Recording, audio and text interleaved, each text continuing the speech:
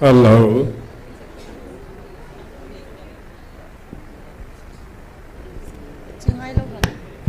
Hello. Mi porrozo se na bonta vin zinka pha. Zinka pha dan na epil pau pathen ka hin thang va e. Hello. Hallelujah. Amen. Pagaya phai. Phat zo sin. Có mà họ chỉ Bible kết đôi tê nắng nông dễ nên nôm cho mẹ. Hello. Thằng boy. Hello. Bắt thiên vợ chơi là cái odin không ai vin lấy sẽ nằm mi tê. Mi pi ho hà đình nôm chân anh đình khom hơi tê. Yêu này chỉ sonun hay bắt thiên nu vợ chơi khom kết tao hơi tê.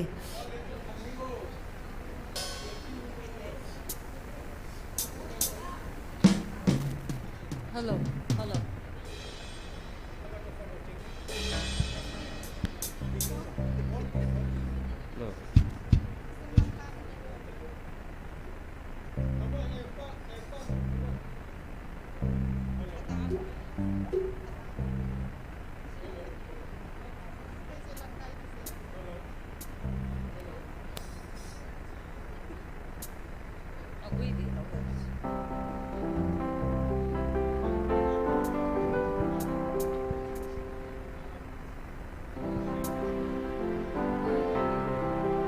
Hello.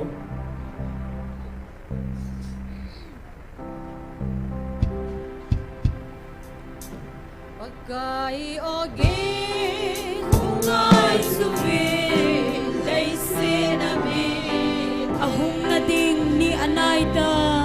ahung natin ni anay To kau kimlo. Hung tê ding, hung tê ding.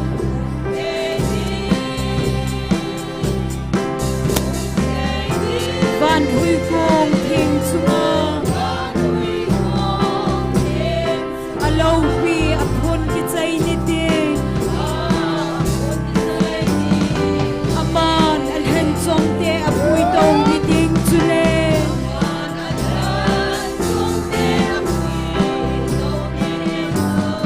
Adal ha te cheng se vang chu. Kim gen thei tho te. Hung te ding, hung te ding.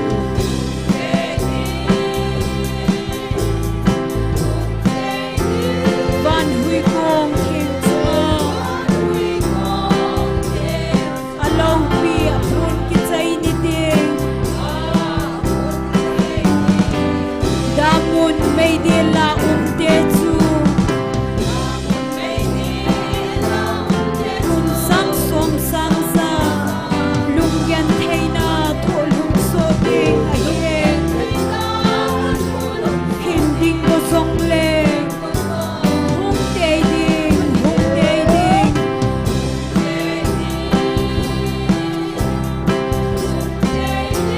Van hui kong king chunga. Alo pi apun ki chay ni ding.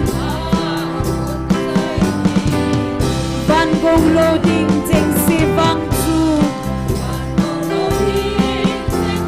A em se la ma lung hay na zau lo ding. Pito gao kim lo. Hung te ding, amen. Van hui kong king chunga.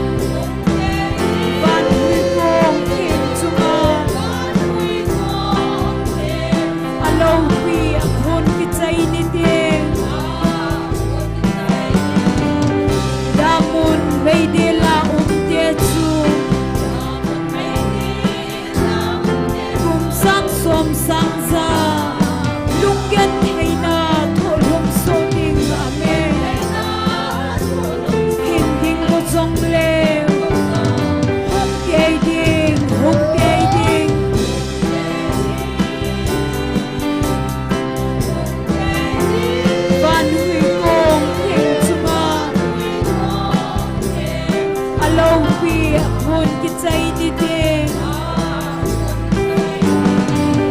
van gong lo ding ting si vang chu a em se la u ma lung hai na so lo ding to gao kim lo hung te ding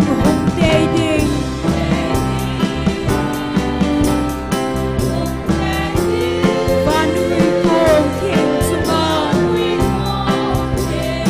a lo pi hun ki chai ni ding amen bakai ogin kung ai subit lay se na mi te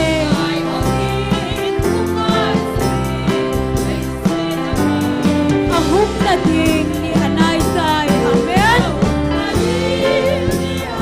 ito gao kim lo hum te ding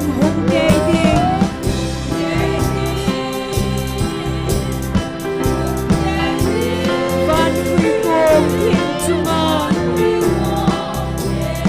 a lo pi hun ki chai ni ding aman an hen chom te a pui do ni ding chule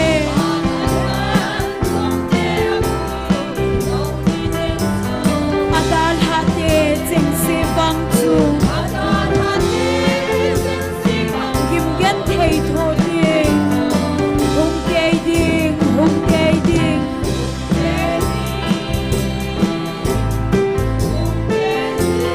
van hui kong thiên su ma a lo pi hun ki chai ni ding da mun mei te la te chu kum sang som sang za lung gen thei na tu lung so ding hin ding ko song leo amen te ding hung te ding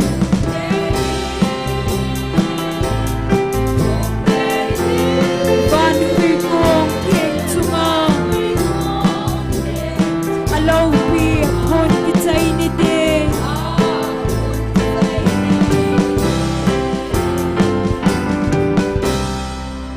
hallelujah Amen. Calvary a na lung se na chu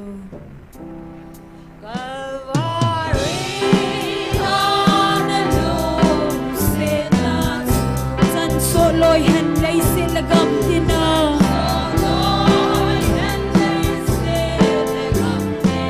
lang man hat sa lei bi hem te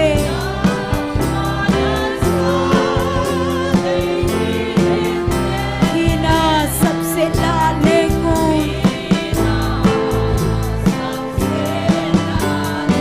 bakai Jesu na lo pi na lang ai lut na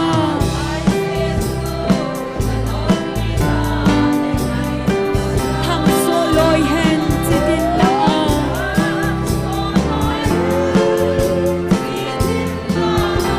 bi hem lung sung se na lim sa na min lo pi va choi lan sao he kagam lung don lung si na kun he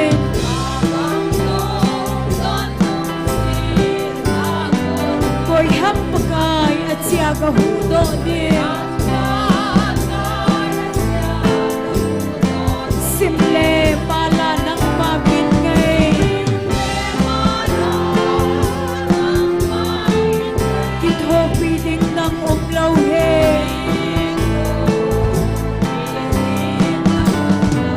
pakai Jesu na lo pi na lang ai lut na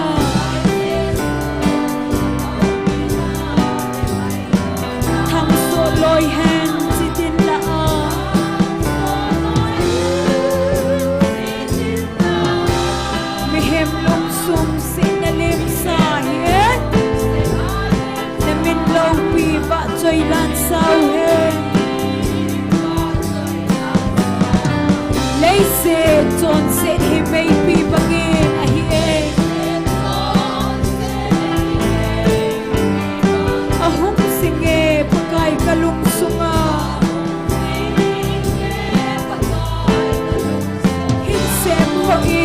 ban may gumsun. Amen.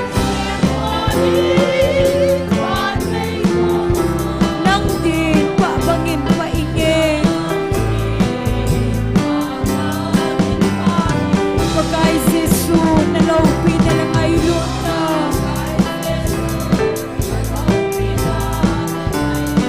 Thang soloy hen si din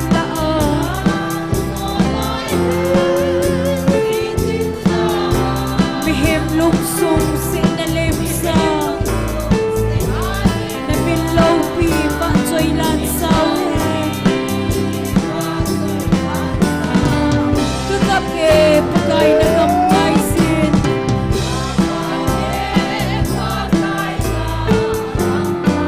Tunsod gamle lungsit nalen na jun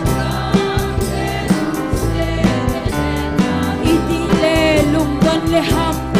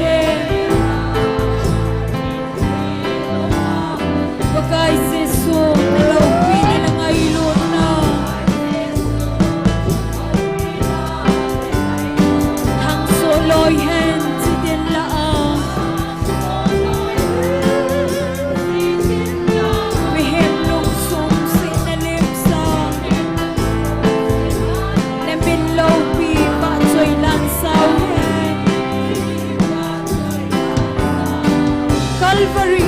na lungsin Nensu. Amen. San su loi hen nay sin na gam tina. Nang man hat sa nay bihim ye. Tina sab se la alengun. Bagay Jesu na lawin na lang ay luna.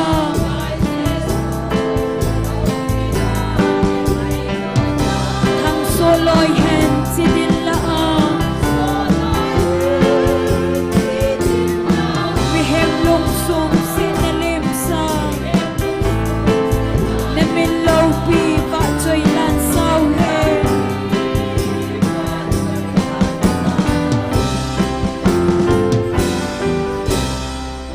Hallelujah. Amen. Mi pihoy bon sa ding khom ta huti. Thadam na kon akihonge Calvary hanga. Adam na ko nagihonge Calvary na. Lunggon lem vai mun nei loadin. Amen. Ipaa ilen khom na diw. Anasime panlan insu. Kahinsone o kapagay na mun simsu. Sidle lungsin galwin zongle. Nangin nay kay le sinsige.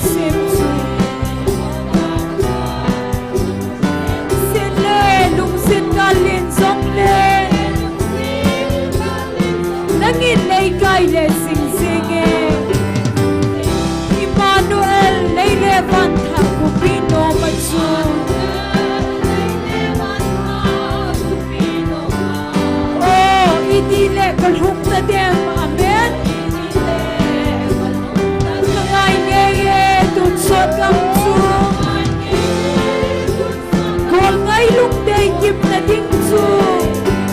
ka hin zo ne o ka pungai na mun sim chu hallelujah sin le lung zin ka lin zong le nang in nei kai le sing sing e hadam na ko laki hong e Calvary hang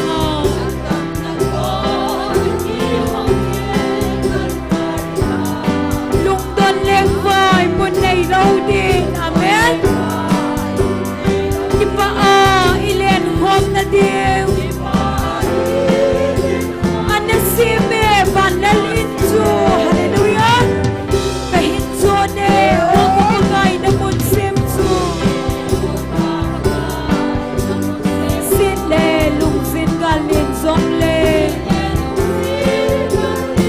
nangin nei kai le sing sing e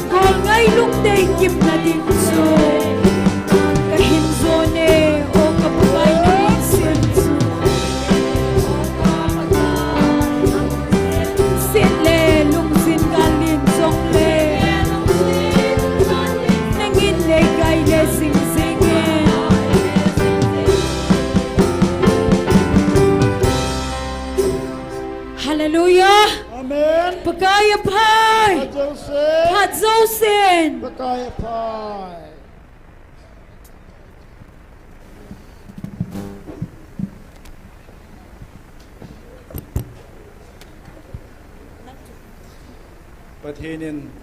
damna nikopha nikhoi ei musa keduvin tunizong tanglo hela lhagau mei ti ko dingai ngan sinati ho sunjom ki theidinga ta sa lhagau dam nei piuwa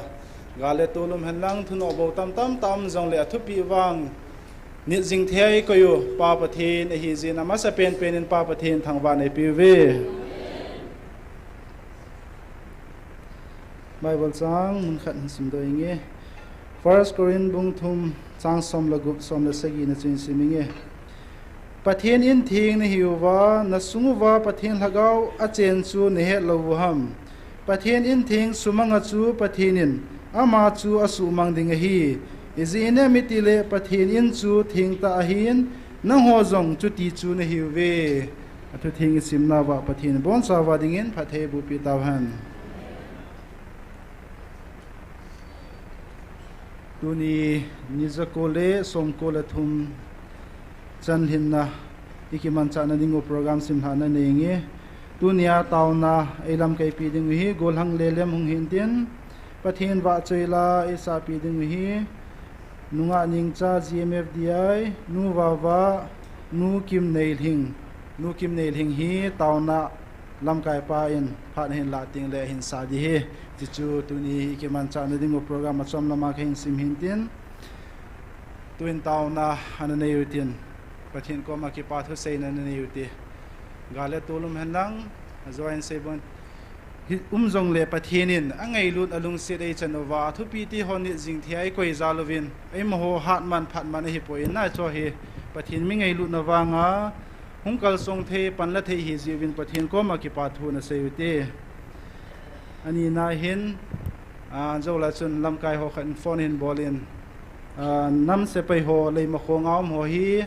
government se pai center force ho in khumuve ti thu ki zai na ichi hon imai bol hei povin hi chun tauna na nagel do te pathin avian bit na ding uvin lungil te in inam se pai ho ding uvin pathin ko ma tauna ananei ti chukil le inam pumpi vin pathin ko no iza adun ti vin tauna nei kinuite iza uwa aji chu pathin nei ko naw hi athupi pe na hi ichi za to ka ge wa hi nam sung wa hi pathin nei ko jing diu hi ji chun ichi pathin ko no iza uwa ita san so theina ding win tunin lungil te in tauna nami pite din nei kinuite abale program te on lol hingta pathin ei mapuiwa ichei theina ding oto icheng sin tauna anane tin taw chei ni hi pasa thangne win in nei pi la phante ana taw ti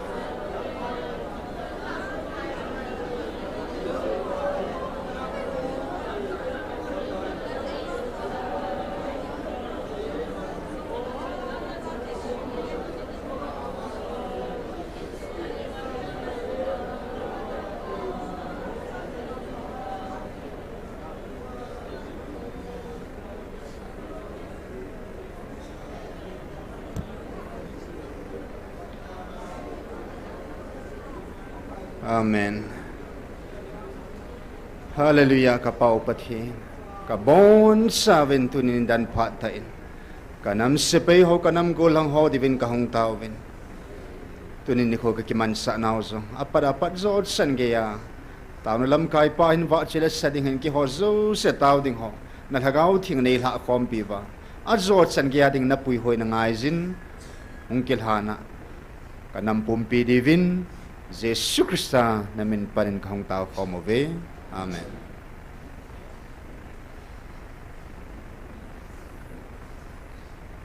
Aban program na chaluitin pathin wa choila sadingin ama sapena nunga ningcha GMFDI aman hong sama sapenin tin aman hin sa zo zo le ban zom ningin nu wa tu namani pathin wa che la sadingin amani pha na piuti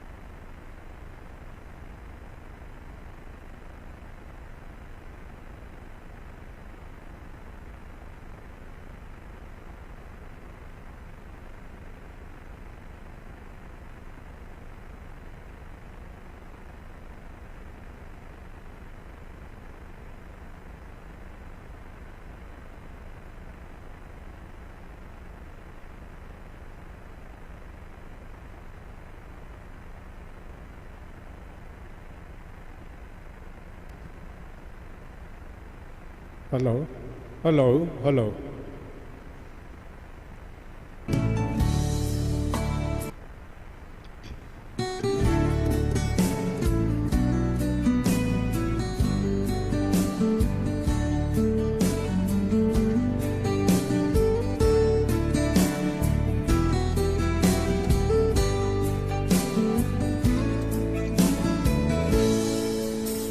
Anay pananay ting isa kay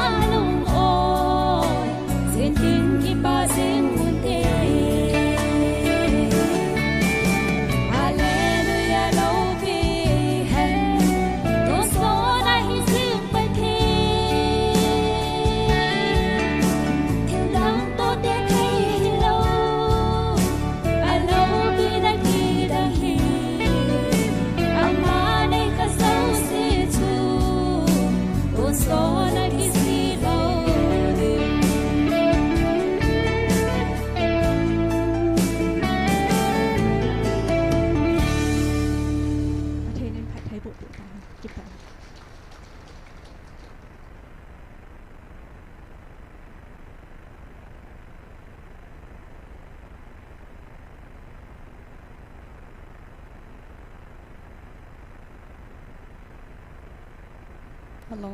damna phaman tam ta ipiu pathian ka thang ba in pathian ba chuila o kan ngai oi lagau thing pen ti chu kan sa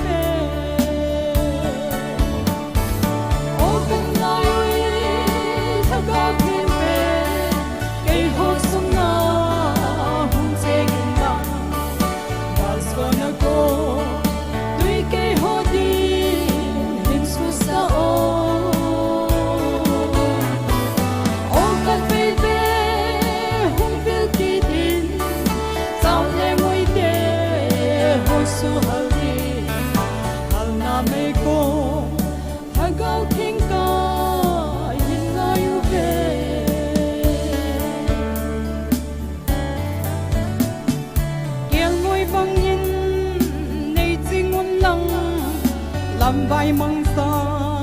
ho pui ki tin zon se san thim noya ho hin sal ba in kisi na thu khom nom lo ho dong ta dana sa tam ho dong he sa the ban ha gau the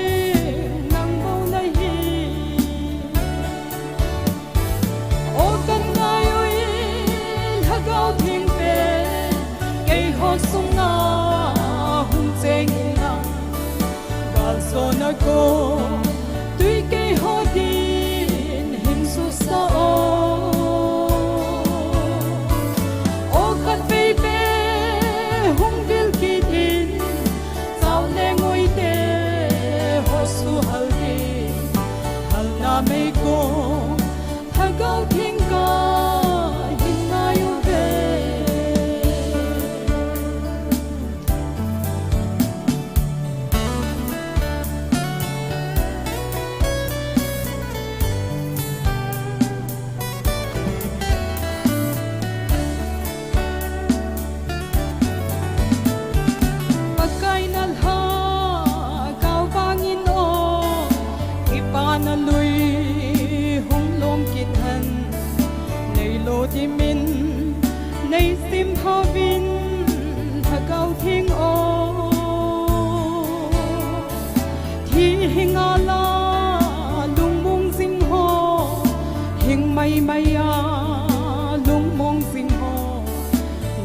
Dam na na lung mon na kangayo ve o kangayo thaga ting ve ei ho sung na hum cheng na gal so na ko tui ke ho di hin su sa o kan ve ve hum vil ki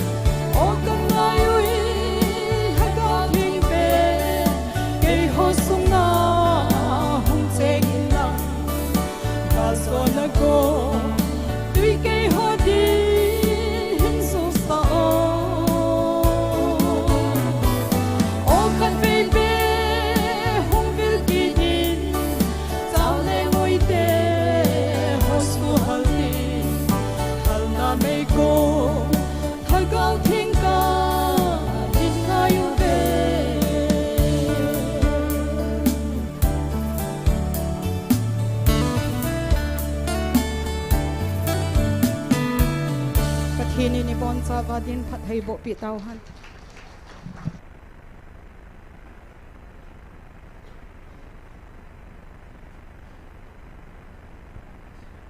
Pathin va chui la ngai ta in sa do pi nu aning cha hin nu ba mani chunga ki pa thui sevin amani zalin pa pathin thangwa ni pi ve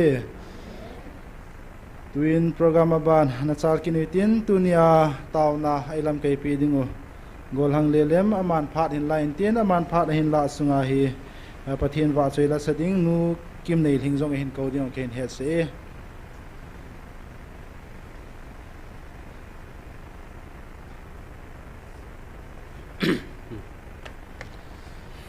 Hallelujah.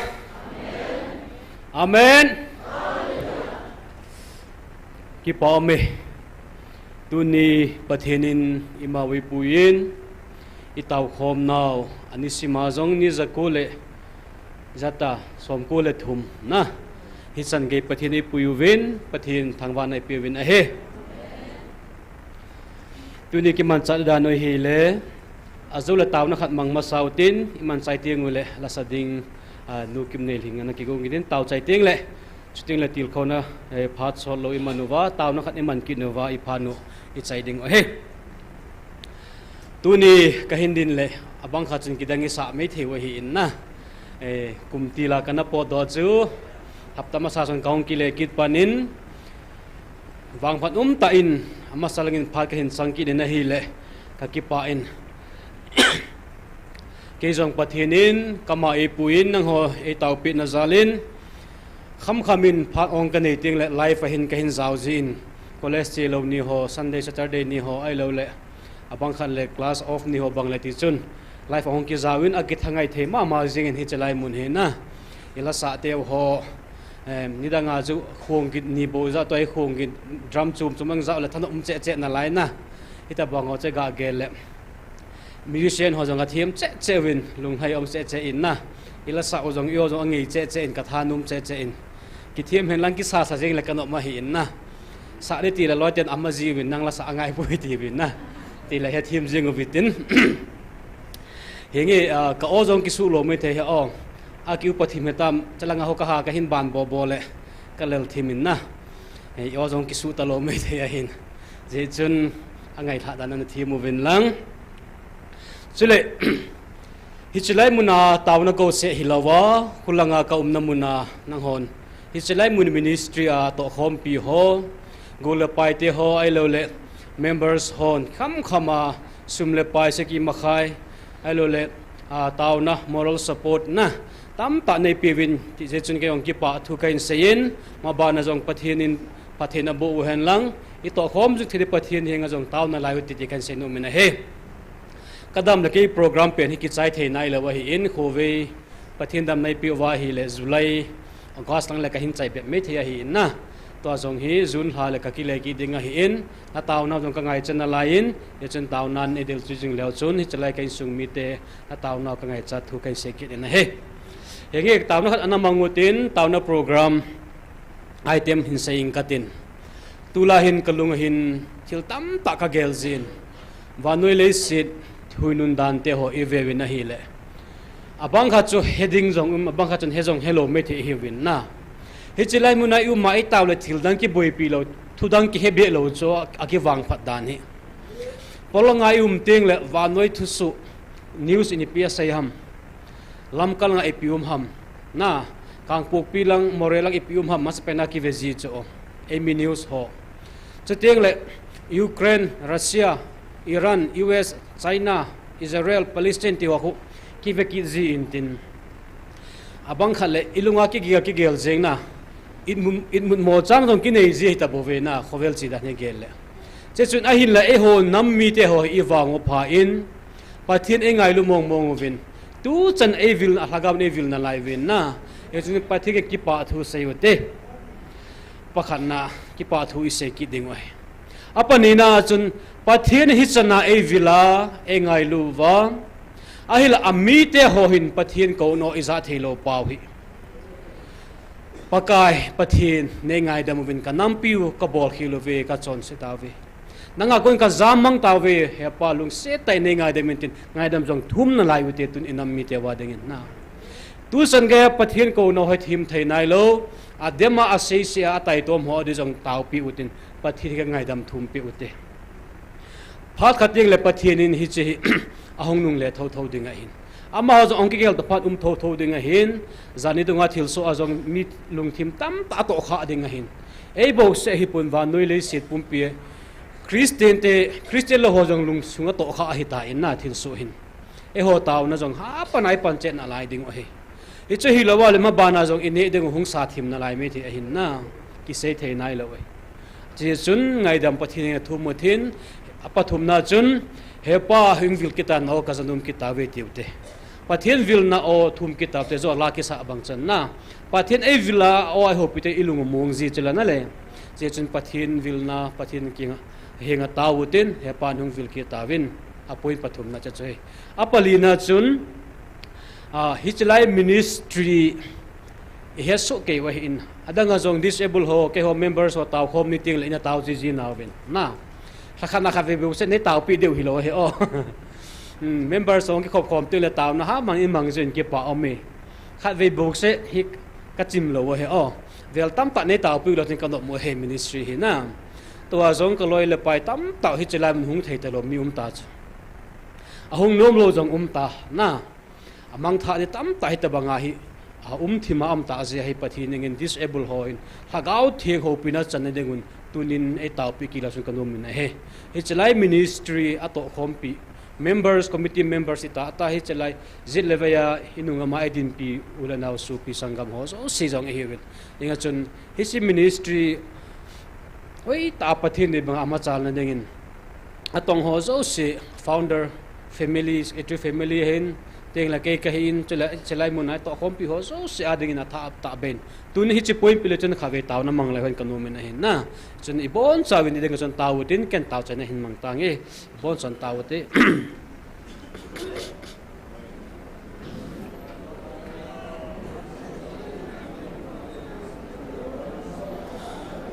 hallelujah amen hallelujah Abraham pathin, Isaac pathin, Jacob pathin. Doon ka Nampi Tikhomna hepa.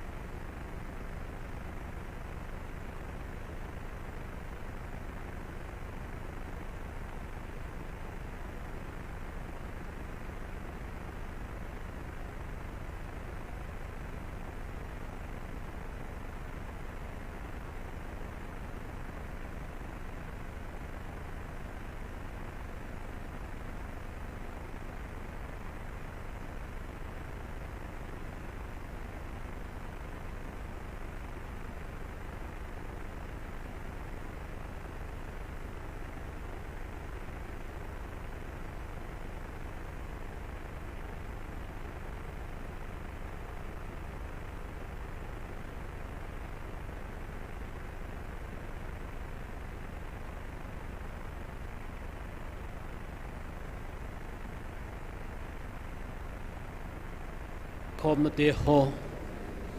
tun ni tiang lei puina leium pina malei som na apa la king ki pak thu ka hung ge no hi tunin he pa la cha te ho nangma happy na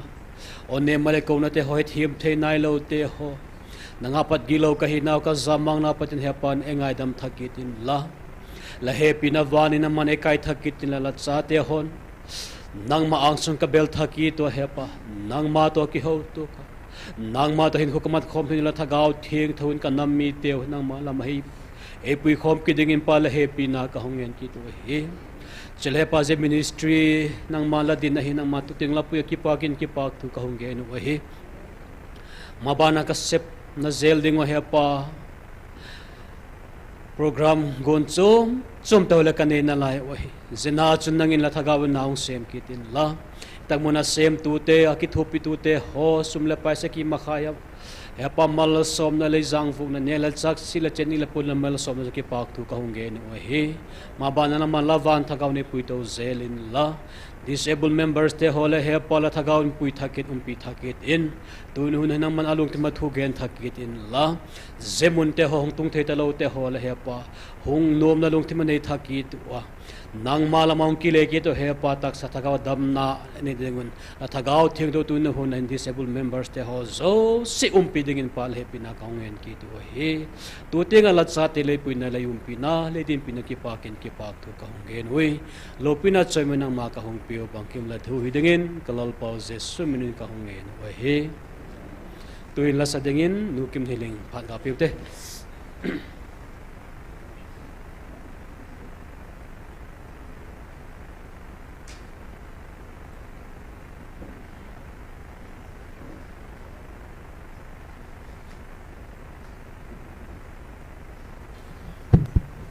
masa NIKHO phale damna epikin vai pau pathin thang vai nam henlang tuni phana pathin ba choin le dinga kan sa do ding chu hile he ps in asim keima mit vet in hichi ba noi pumpi sangin nalin zo ve tila he sangi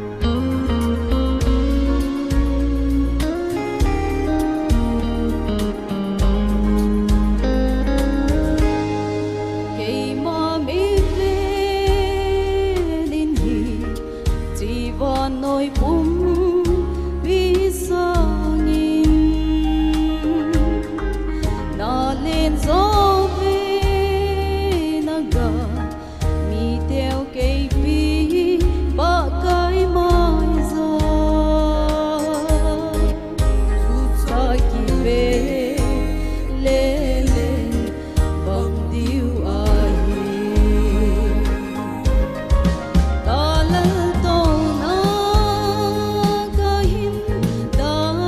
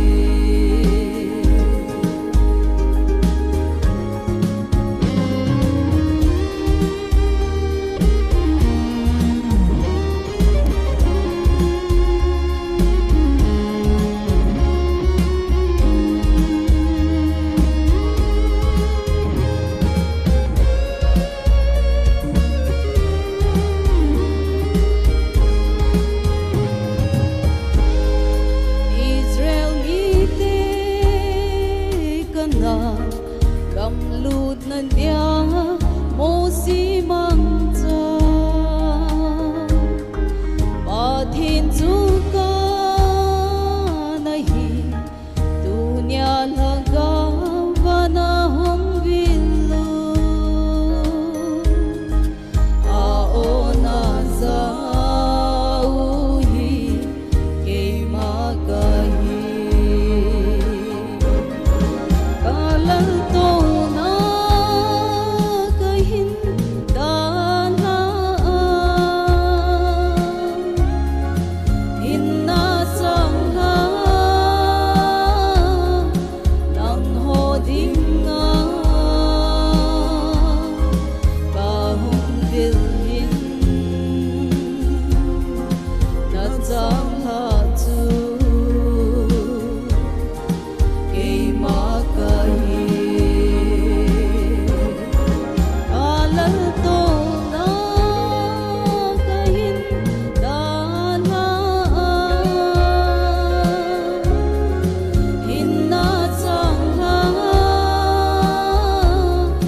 nang hodinga kahung vilhin na jangha chu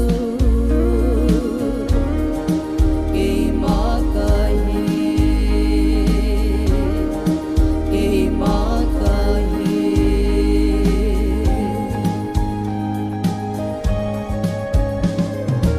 Phát hiện nhân gọi chơi lời sợ đồng người bốn cháu tiếng thật thể bộ bị tàu hông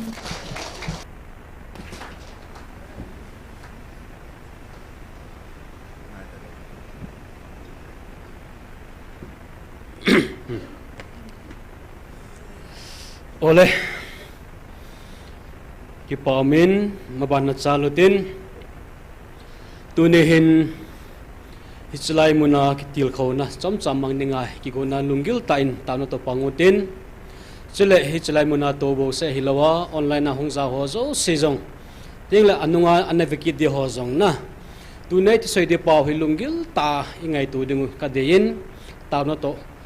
ingai wa panila dungu chu amasan ikichil no mi bin he wa noi le si hi aboyin ming te ho zong iboyu vin tu lai khovel et na hi chan boilo na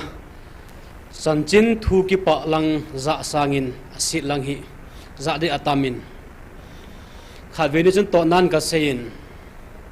news zong hi mikit hat ki man accident amlo le ve de zong ampoi ka ti lo enui sanovin na group ma khoi zaw na khu velel chun bible chang pathin thu izat ahong ki post them mi hi zat hin tu in kalin group ma ahong ki post bible chang izat isim divem na mi zat to banghin bible chang el pathin thu group ma post ibol divem ti hi ga ki gel lew hen che ho zo si zong khu thu ki se hi zong le chi na kham hi ta bove ahin la Bible kisun ho ongki pos ho zo se ko ki velawin tin min thu se ase khat kui pium ham athi umam thisan lon amam ki chang ke ve ta mi hingte hinda no hina ala tunin ka se dum pen chi pi ham hi chi ho di munadin jing lai wa ja tun hin pathin thagaw thing ne ho e da thalowa amma langa dinga eco jing na lai ve ti hi egel do jing ding wa he ninga chun pathin thu ho lim na ne utin Bible chang khat simding ki gongotin pastor pani simpi jola phadina pastor thangnew ga cheling kat aji chu ken hi e paw kan ji lo sa paw kan ji teng la na khatin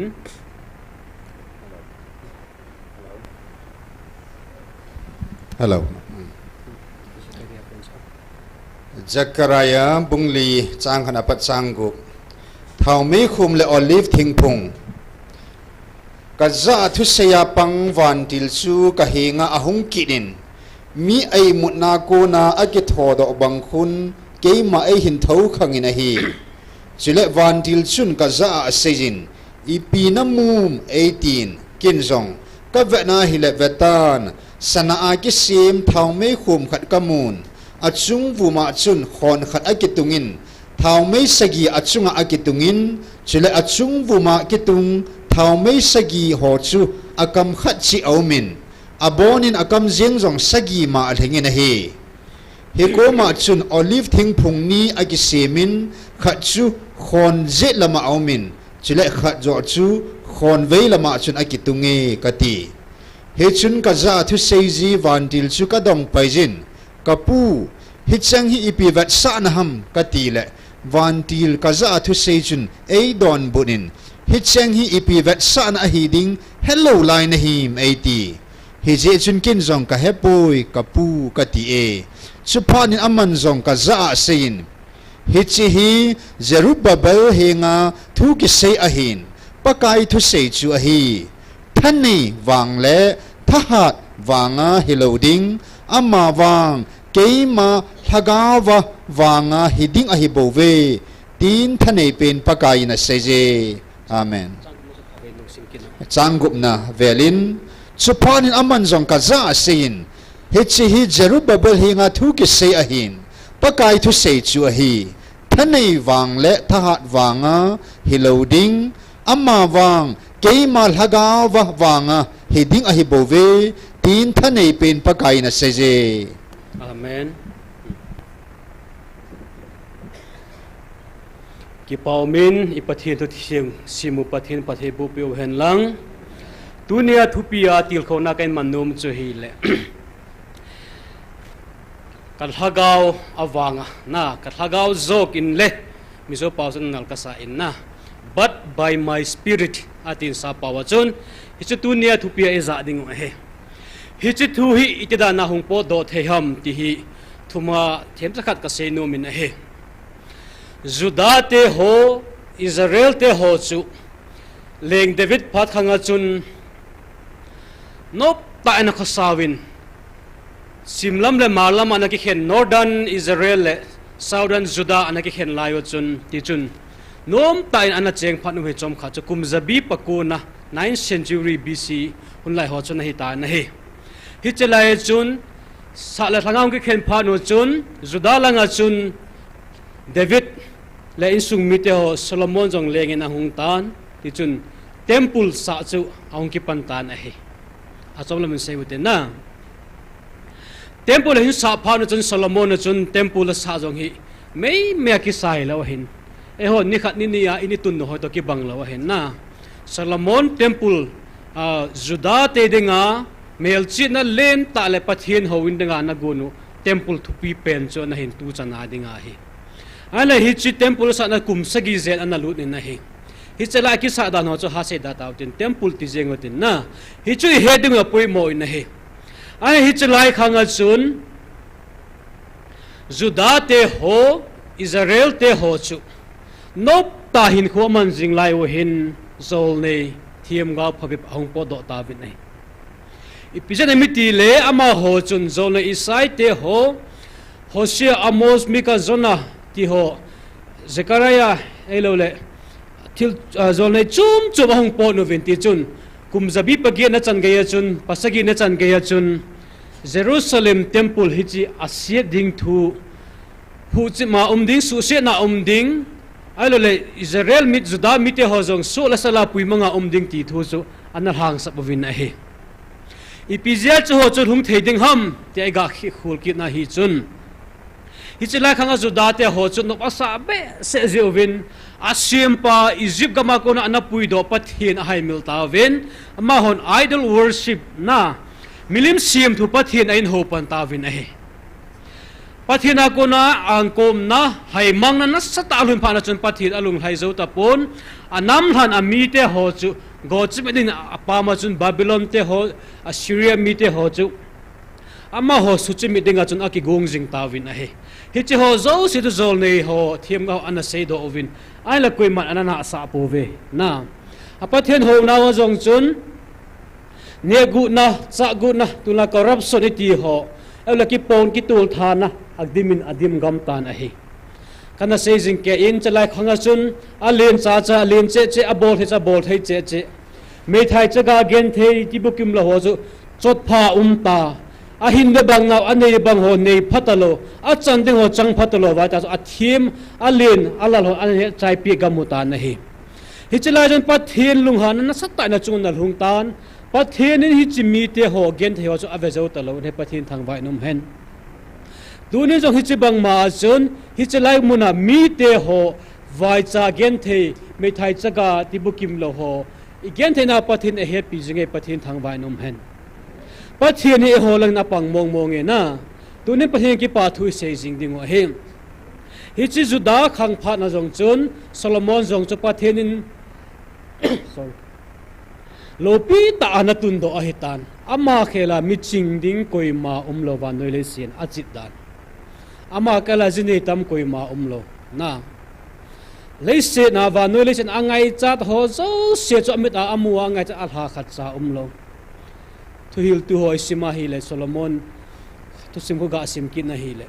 hi che wa noi le sit lopi na no sa na im ho zo si im lo hi dan aki phung ki din na Ecclesiastes sakun aki musin na hi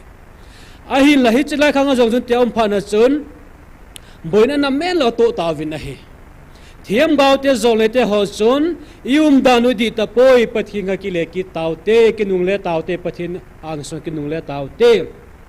hitia yum zingova i bol zingova hi le i nam pum pu i ma tha ding he tin an hang sab zingove na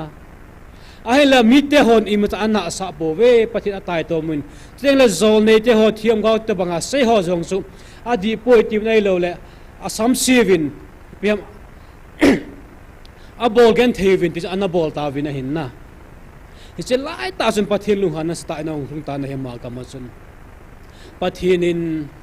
babylona kunin Nebuchadnezzar ho a hin til do in ti chun hi chi kum ama ho hi awang phadan zu kum warning jong hi kum za thum lang pathin in warning ana pi hi chu 9th century 8th century 7th century na 5 6 chana chuna pe kumzabi panga na pagupna kanga chu temple chu sipan na hin che cho hi le ga ge la hi le i chan ge lom lom hai ta bang juda mi te israel te analung ta o ham ai nei pathinin ama ho chu angai lun su la sala at che u jongin ngai lu tu dik ana koi pe in babylon salata lai jong chun na pathin ho the jong chance an nei win ahin la thil tam ta chu ada hawina ma hon song a ho win pau a Jerusalem a kulpiu identity pa chu achim tan ai tu jang e ho jong e pathian ko no isa lo wa pathian ang sunga nampi ikile kilo wa hile ima ban wa chu nai cha ai na mi khut noya dinga pathian e phala tu chang e tu tan pi ai e hon e dei lo wa pathian pi nai dei lo wa hile mi noi di dei ti na hi na che alun kha dewang ki chan ma mai ai la hi chilai khanga chun mi chini na thile asia pha bangin mi jong chini amovin a he zolne Ezekiel bung ko na lang chu vet na hi chun hi chilai juda gam temples asit masanga chun juda te ho asit ta je wa chun sim phanum agam anam achim tading sa ho tundin noma simpha noma mitam ta che ho chu taw namang amuve pathin thang vai num hen na che ho chu ibat he bung ko na chun Ezekiel bung ko na chun pe ma se ti le a thagawa chun hitabanga cheba to ho ta bang de a taw namang mi ho chu kalama panga hi win ameluwa achal panga mel chi na bolin pathin thang vai num hen tunin jong hichilai munna igam inam sim phading dam na ding da ya taw khom ho nang ho ne hi zen pathin ka thang wa in hin na pathin in cho zo se chu email wa ichal pang wa email chi hitai pathin thang wa num hen ai le to banga na sa lawa sim pha num lawa tai to ma pathin thu na sa lo ho chu ipisai ta ma ti le abon chavin chemzam chem sau cho ho chu kovin lang tha chimit uvin ate akhang nu mei chapang jang hoi hi uvin hi chilai hoina ko nin panovin ati na hina tis abol ta ve ti chu akizi in na hi hi chawang chai ho ka ma hun diwang ki chat ma ma hin na ai la asim phat num le anum lo mi ki aki ume tu jong igam sunga hin sim phat thui se uvin pathit ang sunga ki le kit ki si na thui se uvin iki ko vin na hin ai la ai tai to ma ai dema ai se si a mi tam tam na lai che ho hi pathian na lung han na abut khum de ho chu an hi win na ahila atua achal panga amel chi na pu ho wang chu ima cha lo e na ma chu kami te hi ke langa panga hi win ama ho chu ima cha lo e event pathin thang vai num hen tu ne jo hasat gen the na tam ta to jong le hen ai ho hi pathin ai mel chi pathin mel het hi zewa hi na boina ai nei lo chu pathin thangwai na men la hima banga chan tu ni hin zong iga minama dingin ga gel ki lew hen azawa bible chang isim na wa chan ahong satan hita banga sim pha na Jerusalem temple sim pha na dinga chun panla na sata ahongum ta na he leng ho ong ki khelin kumzabi pangana vela chun Jerusalem so le sala anachi Babylon sal tang ho so hong ki le ki na aum tan ses bazar ma kai nei mi sang som li wal ho so hong ki nung le tawin King Cyrus kitipahin Babylon leng pan ni bukin zar chu amazong ahong zo kitan phana chun che sal tang ho judami te ho ki nung le a Jerusalem a temple akitha sa ki nova pathin ho ki de permission apeta na hin na phana chun ses bazar le akai zatam ho mi tam ta hong ki nung le ki no ven ama ho jong chun ina hong sapan dinga jong ki gong tawin a he hichina achun ama ho umna ding in hong ki sa oven so achun temple sa ding ang gotawin amun ma chun temple sa ding gotawin alung phum a foundation ahong pan tawin na hin na ala hichila ya temple a hoina aphana anamu masa ho te se ho chu piham hasia na kap movie chu bible vel na alung hel dan ta chu ki pa ding wa hin ai la King Cyrus ahong thi zawachun aho win sa temple sa pau chu machal the te lo ngum tawin a he pizameti la ama nu ang ding te ho hasaras te ho chun aga mi te ho chlai muna cheng te ho chun chete juda te hon temple ong sa kino wa hita amle e ho sanga hunglin che ki ding ama thunu ai kun ding hin tin leng pa ko ma chiu win he na abol tawin a he aga he uvin ti chun hi chlai pha na chun temple a sa pau chu achol sa tawin na he chela chun ses bazar jo ki dam sol hi loading in ta san omin na akisai zui ta pun ziruba belin ama dimun hong lo ki ta ti chun pan hela to ki novin a he a temple sa lai chu chol sa in omtan anga tawin a sa zom thei ta povin a he hi chu zawa chun leng kat hong leng do lal do kinin artisan ti pa hong leng do kinin lalina hong to ki tan ai lai ta banga chu in sa chu khus zom kit god pha no wa chun hi salai mina mi te ho agam mi te ho zo siong khom ki novin leng pa kom aga he ki tawin ti chun ama ina sa lai chu stay order ti de ham chom khat chol na lekha apekitan asa zom theta povin a he iche phana chun Zerubbabel te ho alungo akham tan abiwa dong tan lungai na kidom kun tawin pathian ai ko do ki na temple sa dinga hi etun do ki na hita ahila tuai pi jai bo thelo tam tin alungai tawin akidom kun ta amel wa jong mithimela pul je ta ti a hin na tu jo igami nami ve nai le ho jo idin mun tu ki hello pi hin na siam phana ding thil chum i boy pi ven tu hin jong i beu adong gam ta na hi CSO ti KSO LITLF code 2 STC til chum hoi savin political wing MLA te hoi kinne pivin to ibeyu dong hitalo hamna ipi bol de hitam a government kinne pi ho zo sela e chung tu sei de ho zo sela athi bham tawin tu ni hin hi chi igaminam tum do kinne dinga pa banga elu na dingo wa hi ilampi zo se to ai ki kha pe ta chula lungai bedon wang chum tan na lung kham wang umahite ahila tunia hin ilung kham dong de khat chui pi ham wa noi le se na la pen chu kana sejin kine na nei lo pa hi e min chu kine na nei lo ho chu so ta dam thei lo pi chu na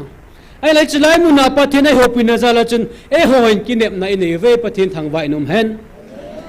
mabana ine dingu icha dingu zong pathen itu dingu zong ai cp su keitan kinim na sata len tai nei pathen lopina changhen lang hichima banga chun chelai muna mi ho jo analung kham gam ta win a he ta sa thilai ga gela tu zong ke jong kalunga khamin a hin na inam pumpiu ma khu de igel ting la bang chu inuk abingi nai bove tuwa isu piteu kang popilanga te idin mun tu la tu din muna jong hichai din wanga ilunga ama ho ilung gel na thilo wa hi win na itau pi jing na lai ding hi chi lai ta chun pathian thu ahong ta na hi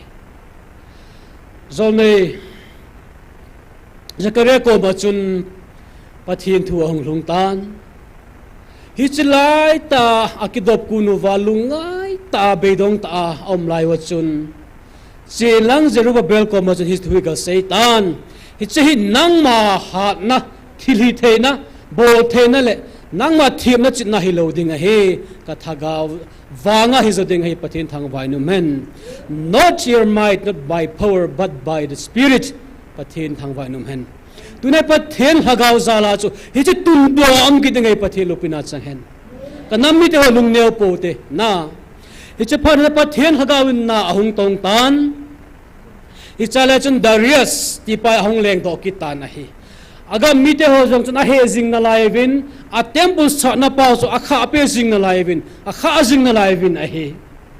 a hin la Zerubbabel Allah ho jong a chi ta vin leng pa ko ma chun hi chi hi ke ho thua sa ka hi po ve pathianin sadenga 18 leng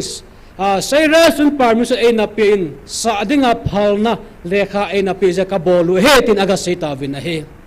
sipana chun hi chi Darius in zong leng saira thu chu anangai poi mo ma jegin hi chi lekha chu in hold over at tan a he na I phara chu hi chi lekha chu in hold over arimathia kho chun hi chi lekha buzil na scroll lekha zol chu in mai do ta vin a he ai lai cha lekha ki sun chui pia miti le hi chi juda miti ho hi sorry temple amun ngaya sa ki dingom alung phum det ta phum di pathian thang vai num hen pathian hagaw na to phana ko na chu thilung chu ga ge lew hen hi chi temple in sa ta tun den ki ding asum asa na ding asum ho zo se jong chu juda te ko na hi ta loading ama Babylon income tax na income ko na central government has to do the ho zo se temple sana manding te pathian thang vai num hen tiang la thing la go thing la ma ho chu lui galanga efratas lui galama ho zo se jong chu ami ta on popi uwa ang happy wa thing chu agat hu wa hita on popi de tin lai chu pathian thang van men lang nam pathian la na him to ko na chu kidang ta ta jong ta na he hi chu ain sim do pha na chun leng pa bi se tam ama ho hi chi ana he ho ana do da ho ko ma chun dunia ko nai thupe tha ka pe ding he tai hi chi Jerusalem temple sahib phal sahib kitan koi tabang asai se asuboi ado da lom le thiding achung chang ke seding ati pathin thang vai num hen koi tabang asai se asuboi mal akhan su ain khom jong ki bot do na la de tin na a chenen jong ek dula ki sim de tin na la chalo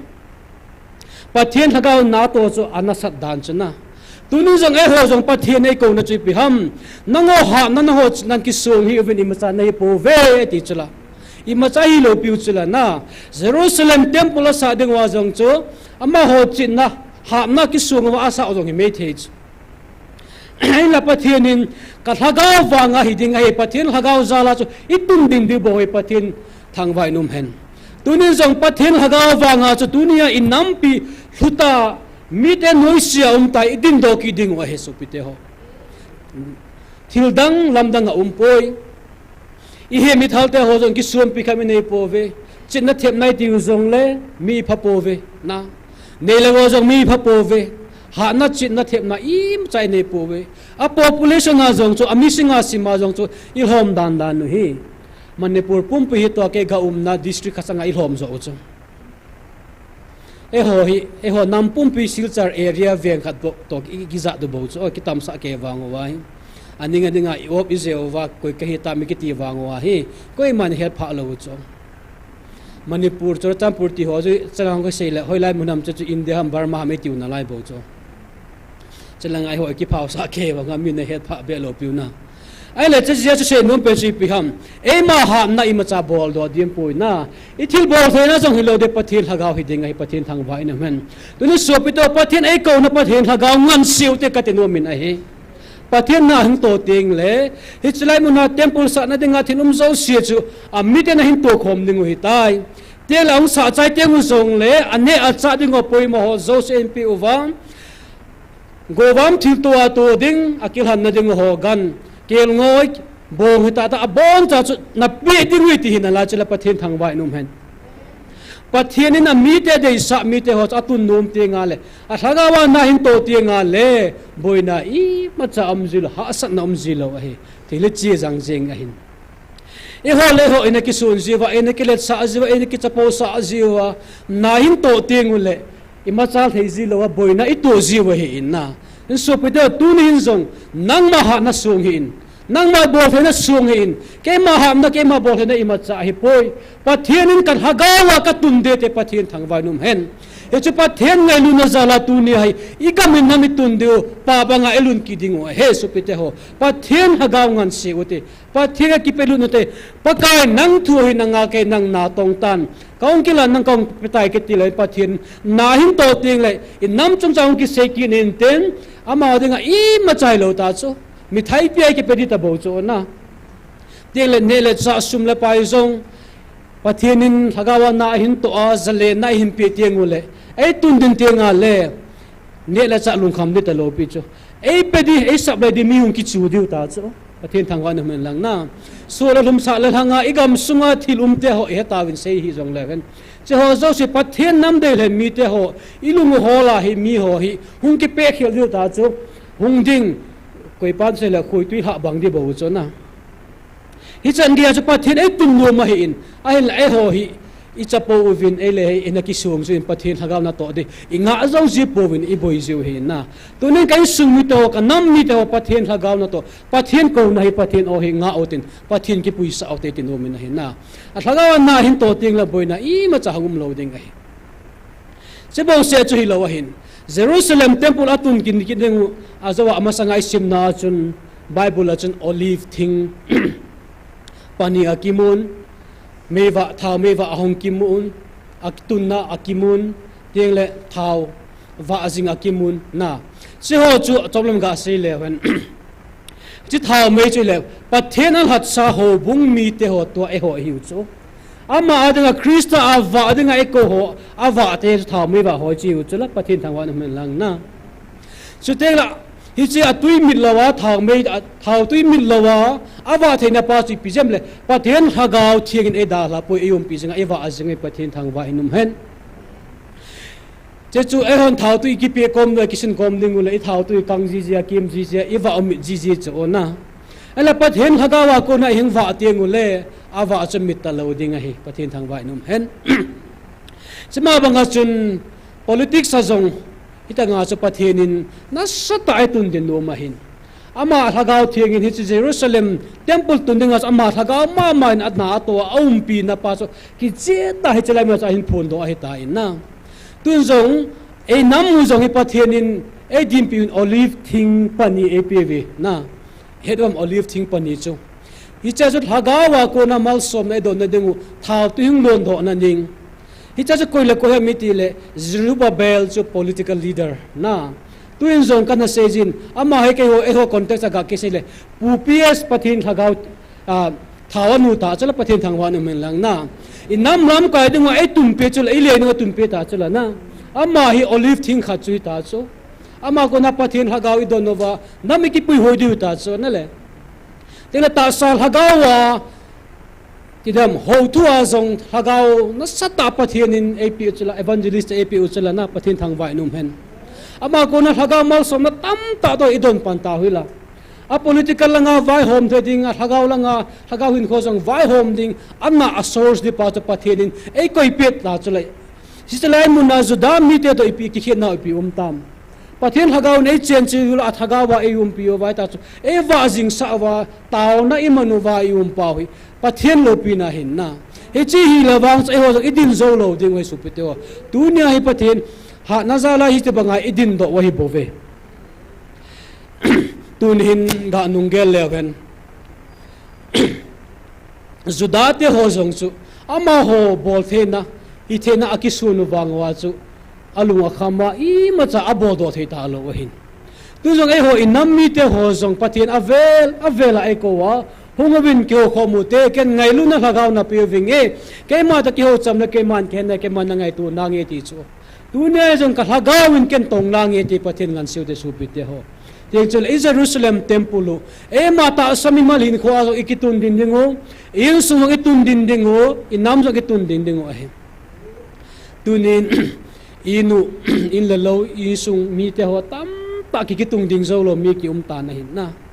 e ma ha na igamina mi siam phat go tal e siam pha zo lo dingo he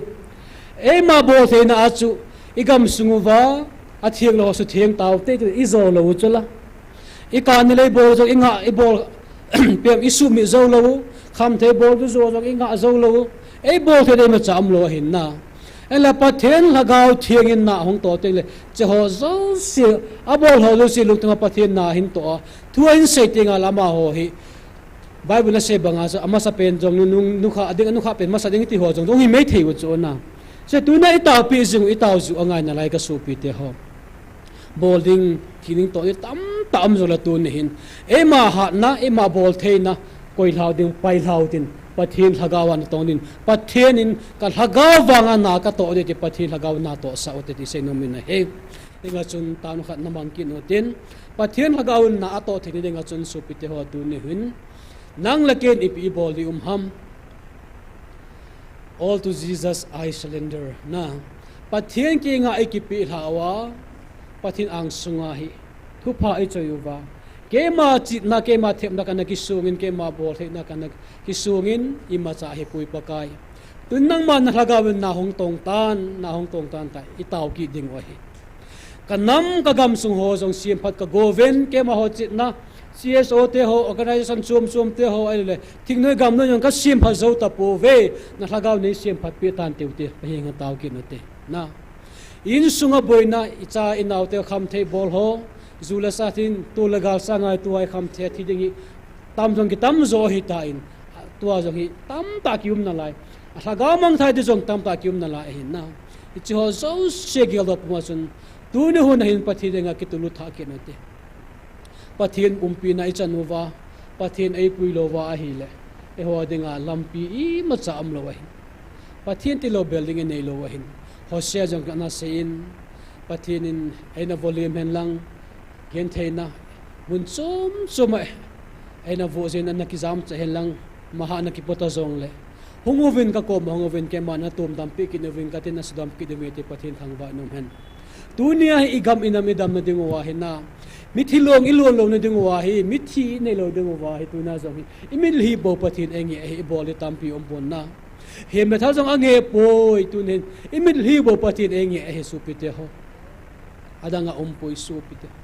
imil hi bo wa hi pathin ange hi na hi chlai munang wilang tao po po vin ke man ke na eti adang boy pi po te tuin jong isupite ho sasat langa te ho ukur langa kamjong district langa ho hiwin kangpu pi kangui lang ichilai lang ho elo le more langa jong aning aninga hi tua hi gil dang cha thu azong isu pi ding hi tawin na ga gele na po na lo ham na su pi te ho a phala chan ma akisung ove athua sayo ve na imata te ponte ka bol he na ga ki mel he na ve ti chu ai la pathina mel he lo hi kha ding wang ki cha dum hi chu su pi te ho dunia ama ho chit na thep na pa chu I ma cha hi lo dan ain gel do thawa hi chi bible chang hin po do na pa kon do na pa hi na zero bel ko ma thu pa hi ha nat bol the na hi lo pa then haga wa nga zo hi a hi lo la wang inamu adam na di ma cha ta poi mi to sa to ki bang lo hi wen mi za kham no nge pha lo hi in so pite ho ilung ta dan jong hi mi danga to ki bang lo hi na ye chun atha ta ben tu ni hu na hin ibon chawin dingotin na ading thei so sipatin mi zanang khabe ga dingotin lungil tain tama iman dingo hin ete chu ipha chai no jong hui pai ding hi ta in pastor ngam lu chana aman ta chai na iman pi in tin to ka se ma banga chun ho bol the na khala khat ki tu te o I ko ma chi tu tin lung kha ta kha nin tu nin pathin ko wote pakai nang ma thagaw wangin na hong tong tan gam sungwa tin taw na mangote ibon sana tawte amen hallelujah amen hallelujah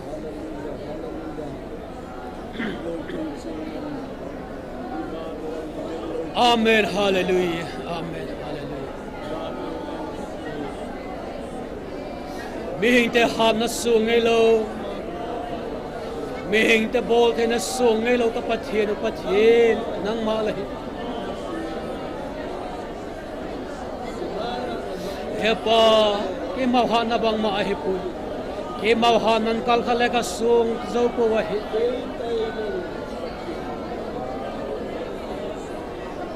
Tune unahin hepa nang maha na sungin kang tuloy.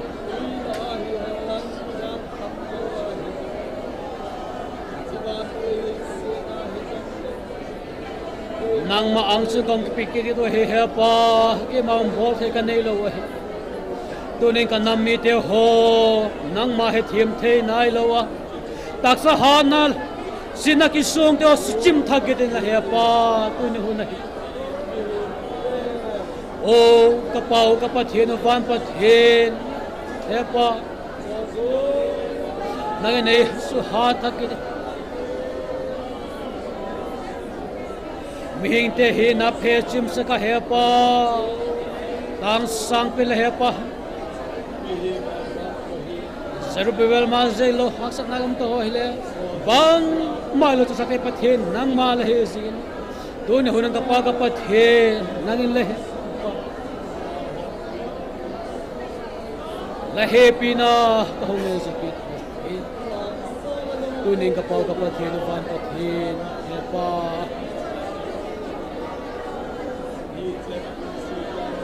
nang malay nga lang nakakaon sa hathakit. Nang makakagaw pa ng malapalo ng mata. Huni-huni nakagaw na iso. O ban pathin, pa.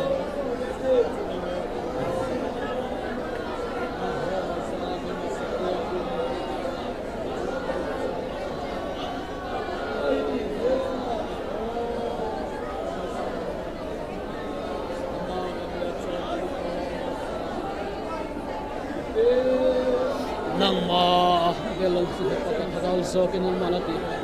Natagaw ka na mula ito sa lumay pa.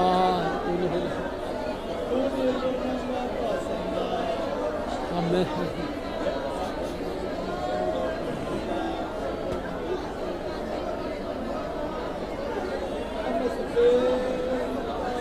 Kawan pathin, kadaw ting pathin. Nang malahi ang mag-choice.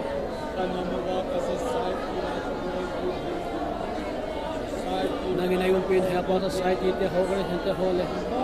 Ahe now chana to kisuk malaw pang mahipo hepa. Hepa bang sabi tam center government na kakiho ite. Abeyo dong kileke sa kahiyo.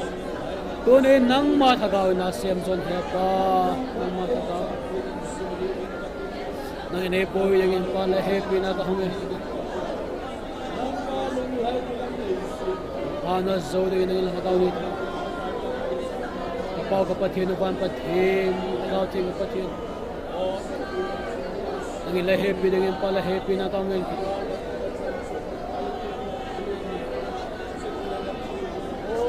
Amen. Hallelujah.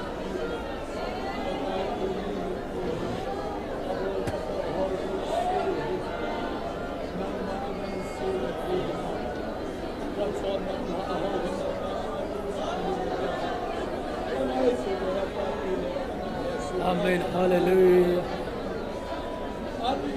Huni hunain he pasu. Nam sunga nang mai thim na lo te hono.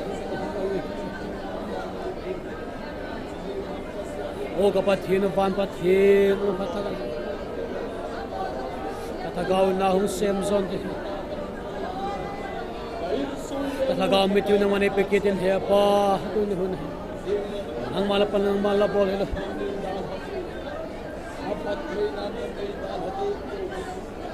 O kapathin, hepa kapathin, nang malay.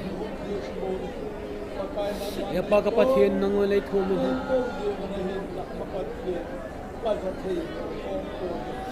Amen, hallelujah. Tunin hepa. Kain sunang manay sugdam sa latagawan hepa. Agam sa tagawan ni sugdam sa kitin hepa. Nampu pinaman sekali sudam sakit ingin pa lehe pina kau ngin kini. Ima hecina bang ma umpu.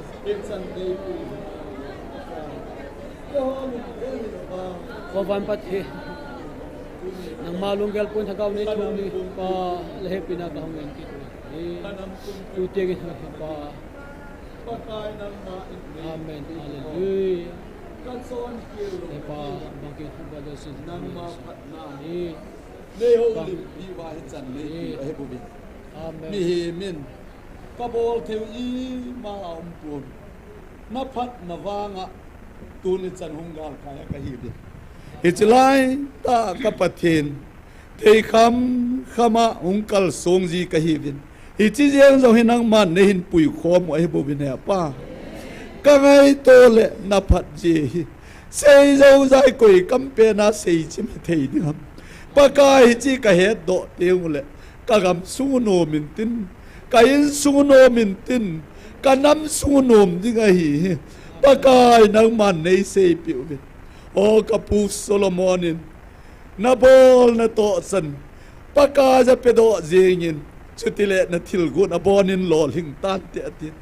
pakai ka ngai to le cho zo seban zomin ka pakai Jesu Krista nang ma ta nangai chan ho zo se hi na ho keu nei po vin mi ma saten jong hai cha be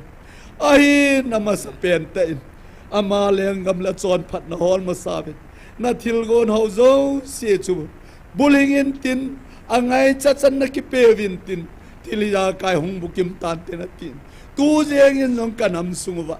na ho kilung khad vin lang ki thu khad vin ki ngai lo vin na ho pum khad hi vin kei ma khat ka hi bangin ti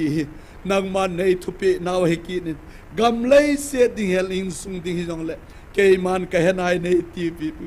ka ngai to le pa tu ni in ke pum khat thei lo ka hi jeng wang bin ke pum khat ding in nang man thu nei pin lai bin tu ni in jong pakai mi hem ngai to in koi tabang le hi jong le pakai nang ma lagau pui lovin kilung khat am de pon tin tilia kai ka pathin nang ma lagau tha wanga lol hing ding a hi ti hi ka hong keu lim naw a hin ka hong kal sun naw wa sai la ka sa naw ka thum khom naw ka taw khom naw ka keu lim naw sunga mi hem hi na ja ka sei khil ho om le lung sit nang man ne ngai da mun lang ka hong kal son khom na wa ki bol do ho na lung lai na banga ka sei do ho ka sa do ho zo si kanam pum piwa ding in lung khat le thakhat hi na in nang mangai lut na ki pum khat nan wang nei bo zawin kati ai chuna chung sonin ka pathen tu hin ong ki khen do ding ka hita win hi chan nei pui lung naw chunga ki pa thu ka hin sevin jing lam thai lama ding jong ma bana jong na lung sit na pan pi na pakai Jesu minin ka hin thum khom zawin ai